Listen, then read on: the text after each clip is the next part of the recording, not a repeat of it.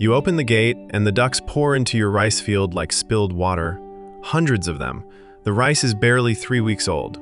Soft green, easy to crush, and every farmer you know is standing at the edge of the field, certain you have just killed your own harvest with your own hands. You watch the water churn. You feel your stomach drop, because if they are right, you have nothing left.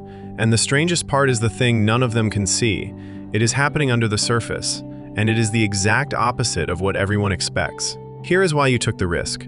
Your soil is dying, not your field alone. More than 40% of the world's farmland is slowly losing the ability to heal itself. Every season you pour on more fertilizer, more chemicals, just to pull the same harvest you got the year before.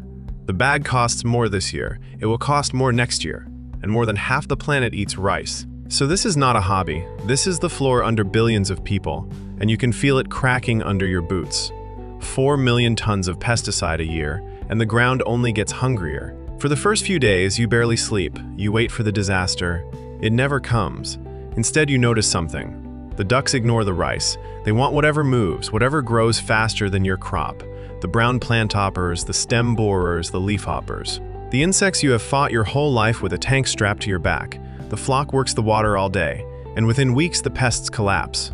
Their feet shred the mosquito larvae. They tear out the young weeds before the weeds can choke your rice. Barnyard grass, duckweed, swallowed whole. But here is the part nobody warns you about. The ducks are doing something you cannot see at all. Every step stirs the mud. Oxygen sinks into water that used to sit dead and airless. The hard-packed soil loosens, and your rice roots, sensing room to move, push deeper and grip harder. Researchers have a name for this. They call it natural tilling. A plow with feathers, working every hour you are asleep, and behind the flock, spread thin and even across the entire field, comes a slow river of droppings. Nitrogen. Organic matter, fertilizer you did not buy, delivered for free, all season long. Now, the part that decides everything, timing. You cannot just throw birds at a field and walk away, release them too early, and they trample seedlings too weak to stand. Release them too late, and the pests have already won. The window is 2 to 3 weeks after you transplant. Not before, not much after, and the number matters as much as the day. 150 to 300 ducks for every hectare. Too few, and nothing changes. Too many, and they cloud the water, bruise the roots, and starve the plants of light. And there is one more rule, the one you break only once. The moment your rice begins to flower, the moment it starts forming grain, every single duck must come out of that field. Disturb it now, and you lose grains off every head of rice you grow. This is the knife edge. There are nights you stand guard too, snakes. Foxes, feral dogs, hawks circling overhead. The flock that saves your harvest is also dinner for everything else. And losing them is losing the year. And then comes the thing you are not ready for. The thing that has nothing to do with your harvest at all. A flooded rice field is one of the quiet engines of climate change. Still water, no oxygen. The perfect factory for methane, leaking into the sky season after season. It is one of the worst things about growing rice the old way. But your field is never still. The ducks never stop moving.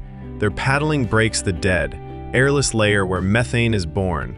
And the measurements are hard to argue with. 20 to 30% less methane than a chemical-soaked paddy across the road. Sit with that. The field you were terrified you had ruined is not just feeding people, it is cleaning the air above it. The same chaos you watched on day one, the churning water, the restless birds, that was the cure the whole time. So look at the water now, weeks on. It runs clear. The smell of rot is gone, and the creatures that vanished when the chemicals arrived start coming home. Beneficial insects first, then frogs, small fish, dragonflies stitching the air, water birds at the edges. Your field stops being a starch factory, and remembers it was always alive. And then there is your account. Your pesticide spending drops by 50 to 70%. Your fertilizer bill falls 20 to 40%, not in some distant future. In this first season, your rice is no longer just rice. It sells as ecological rice, clean rice 10 to 30% above the ordinary crop, because people will pay to trust their food. And the ducks were never only tools. At season's end, they are meat, they are eggs. A second income that does not rise and fall with the price of rice. So if one market turns on you, the other still holds. You stood at that fence on the first day, certain you had destroyed everything. You were wrong. A method 600 years old, older than every chemical in that shed, just beat the chemistry, and it never raised its voice, it only let the water move. The cure was the chaos. You just had to stop fighting it.